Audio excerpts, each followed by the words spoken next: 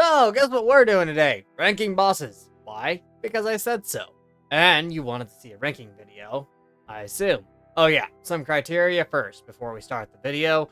I'm not ranking these by difficulty, but by how fun they are to fight. And how much they make me want to come back or slam my head into the fucking wall. Or hell, why not both? So strap the hell up because I'm going to shove this boss list down your throat like I did my dick to your mom last night. The Mech Abomination is a fight that takes forever to start up, like 5 hours. And not only that, but this boss really only has a little bit of lore significance in some random side quest that I can't be bothered to remember. Aside from farming for Yinlin, and the one quest, I never even bothered to come back here since this boss really just doesn't give me a reason to bother with it. Honestly, I have nothing else to say on this boss aside from being a giant mech that falls from the ceiling, completely forgettable. Next. The Bell-Borne Geon has a name that I can't pronounce because I'm dyslexic and can't read, but also because I don't care to learn this boss's fucking name. This is a boss that is the equivalent of, what if we took an Elden Ring dog and strapped a bell to its back? What do you mean Elden Ring already did that? Well, shit, I mean, sure, but that's not a turtle. This is already in the script. You know what? No, it's fine, it's fine.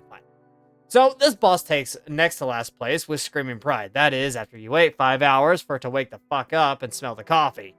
After his really long boot-up sequence that makes Windows XP look fast, he finally stands up and roars, raring to go, as sluggish as possible.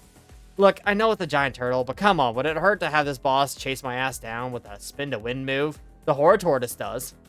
The only saving grace for this boss is the fact that he looks cool, and this track isn't half bad.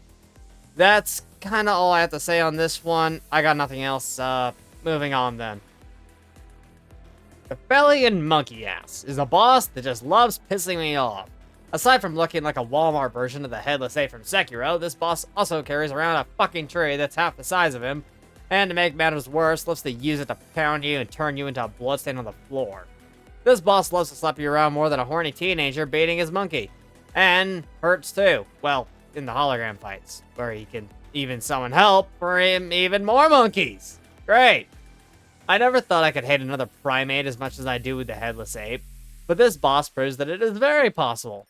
Yeah, fuck this boss. I do not like him at all.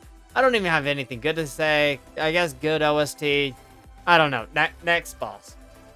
The Mourning Bitch is the same boss that bent me over and non-consensually fucked me in the ass while I did a level 1 challenge run with Donjin. And that was just the standard boss variant, not including the rage-inducing hologram fight. The screechy bird bastard doesn't actually have all of that much HP to counter his stupid damage.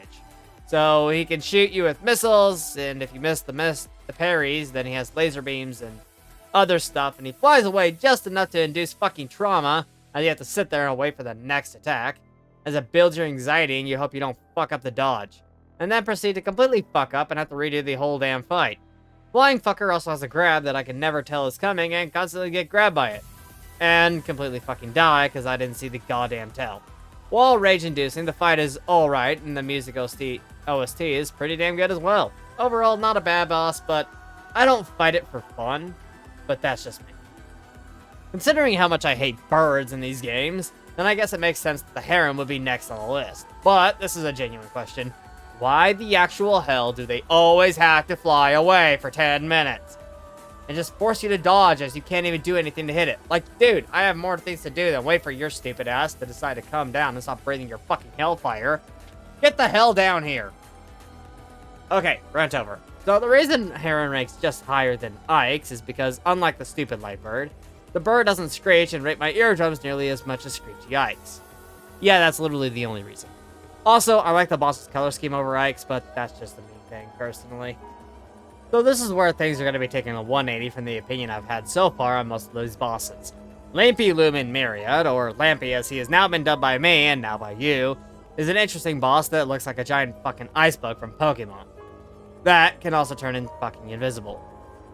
And now that I've farmed this guy quite a lot, and I do mean a lot, seeing as I wanted to make a DPS Sanoa, and the rolls that I got on my Lampy were so good that it made DPS Sanoa very viable. And it's as great as you can imagine. Besides turning invisible, Lampy also has this one move where it slams down 3 times, a move you would recognize if you ever used the Echo. And the AoE is basically the entire arena. Overall, I would like to see this boss get a hologram variant, however, even Lampy can't compete with who we have next up on the list. That's right, it's the lightning duo, and I have a few gripes to pick about this boss. For instance, why the hell did they feel the need to have two electro bosses that basically have the exact same moveset?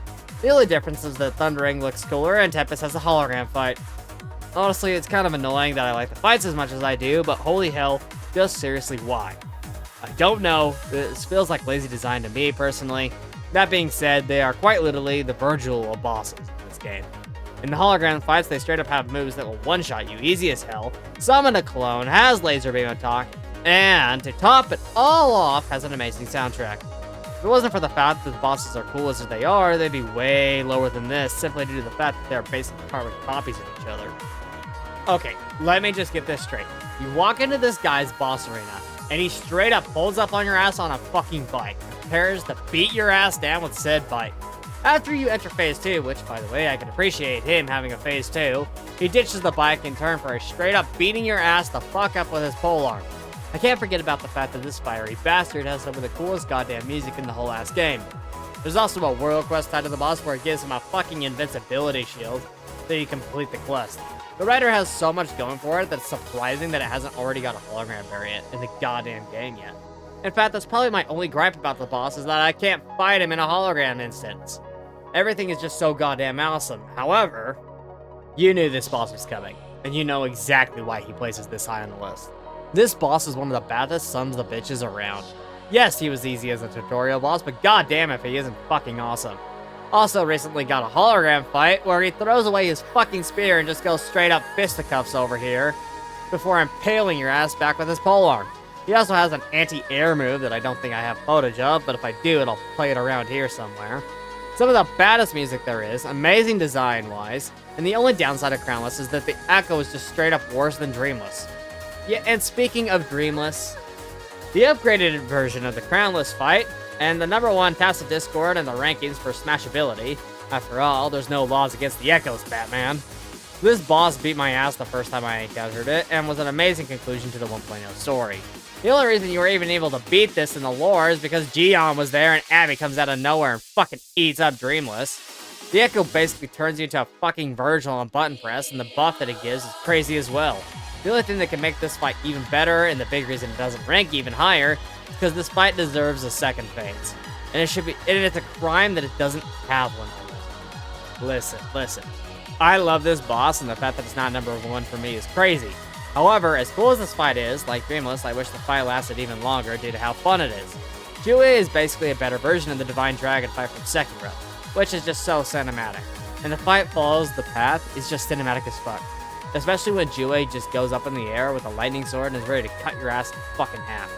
Don't even get me started on how the fight played out in the 1.1 story. All I'm gonna say on the matter is that it's a gorgeous fight, and the story revolving around the whole fight is just amazing. I'd love to rank this boss higher, but there's still one above all the rest. The true #1 boss in my ranking that takes the cake. Captain Chaos himself, Scar, is my personal favorite boss fight in the whole game. He has it all. An amazing musical score. 2 phases. Can catch you on a move that in both phases that will absolutely destroy your ass.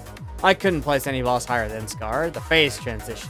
The cinematics. Everything just to accumulate to the current best boss fight in Wuthering Waves. At least, that's my opinion. Yes, I can have one of those, and no, I don't care if you disagree. I can only imagine what a hologram version of Scar would be like, and the kind of pain that he'd put you through. I didn't really write anything for this, so yeah. Like and subscribe, and follow me on Twitch at twitch.tv/memixels. And thanks for watching, and I'll catch you on the next one. Take care!